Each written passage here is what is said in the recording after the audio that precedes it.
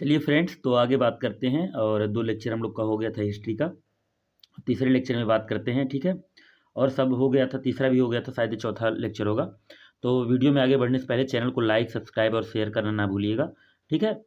चलिए स्टार्ट करते हैं। ये जो है ये लेक्चर और ये चैनल जो है सारे एग्ज़ामों की तैयारी के लिए हेल्प करेगा आपको। तो चैनल को लाइक, सब्सक्राइब, शेयर कर लीजिएगा। चलिए स्टार्ट करते हैं। और हम लोग का जो है पहला कर्नाटिक युद्ध हो गया था, दूसरा कर्नाटिक युद्ध की बात करते हैं। दूसरा कर्नाटिक युद्ध जो हुआ था 1749 से 1754 के बीच हुआ था। भारत में उत्तराधिकार का युद्ध था ये। तो ये हुआ था 2 राज्यों में, एक हैदराबाद और एक कर्नाटक में। हैदराबाद की बात करते हैं तो हैदराबाद के निज़ाम और कर्नाटक के नवाब के बीच हो रहा था।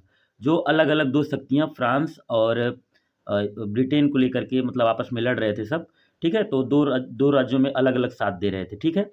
बात कर रहे थे हैदराबाद। हैदराबाद में जो है निज़ामुल मुल्क आसफ़ जाह की मृत्यु 1748 में हो गई थी, जिसके लिए उत्तराधिकार का युद्ध हुआ और इसमें दोनों अलग-अलग तरीके से साथ देने लगे, ठीक है?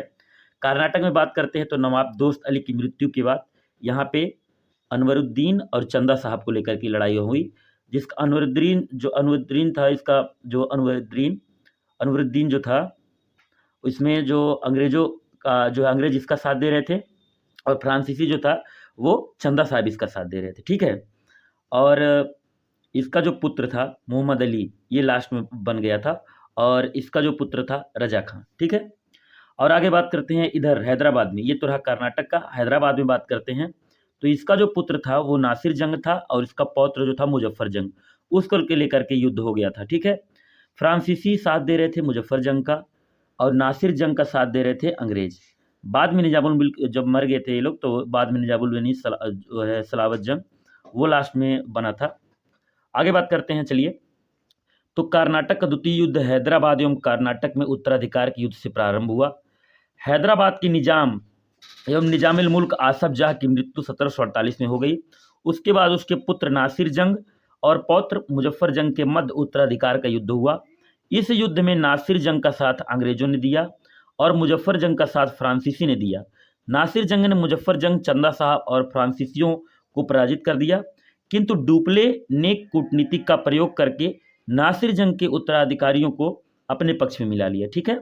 परिणाम यह हुआ कि नासिर जंग के अधिकारियों ने उसकी हत्या कर दी और डुप्ले ने मुज़फ़्फ़र जंग को हैदराबाद का निज़ाम घोषित किया, ठीक है?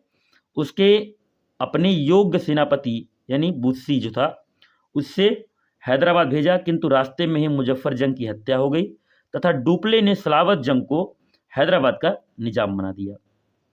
इससे खुश होकर के सलावत जंग ने उत्तरी क्षेत्र का जो 4 क्षेत्र था फ्रांस को दे दिया। कौन-कौन सा था? ये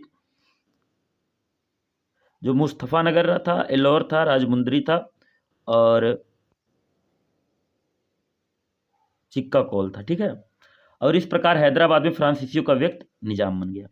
इसी दौरान कर्नाटक में भी युद्ध हुआ, जहाँ पे दोस्त अली की मृत्यु के बाद उनके दामाद चंदा साहब एवं पुत्र अनवरुद्दीन के मध्य उत्तराधिकार का युद्ध हुआ।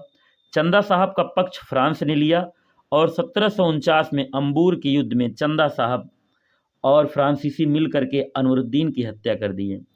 चंदा साहब को कर्नाटक का नवाब बना दिया गया, जिससे खुश होकर के चंदा साहब ने पांडिचेरी के पास 80 गांव फ्रांसीसियों को दे दिया। क्लाइव अंग्रेजों ने सलाह दिया कि यदि कर्नाटक राजधानी अर्काट पर आक्रमण कर दिया जाए तो उसे बचाने के लिए चंदा साहब तिरुचिरापल्ली का घेरा उठा लेगा, ठीक है? यह अनवरुद्दीन के पुत्र मोहम्मद अली को मुक्त करा दिया जाएगा। क्लाइव 53 दिन तक भूखे प्यासे रहते हुए संघर्ष किया और ऐसा ही हुआ। मोहम्मद अली निकलने में सफल हो गया, चंदा साहब की हत्या हो गई। अंग्रेज़ों ने जो है मोहम्मद अली को नवाब बनाया कर्नाटक का। हैदराबाद में फ्रांसीसी और कर्नाटक में अंग्रेज़ों का समर्थक लोग बन चुके थे, ठीक है? इस दौरान फ्रांस ने डुप्ले को वापस बुला लिया। गोडहू को नया गवर्नर बना के भेजा गया। इसने शांति स्थापित करने की कोशिश की और पांडिचेरी 1755 की संधि हुई। तो पहला जो हुआ था एक्सलासेपल, दूसरा पांडिचेरी, तीसरा पेरिस का होगा, ठीक है? एक्सलासेपल, पांडिचेरी, पेरिस 3।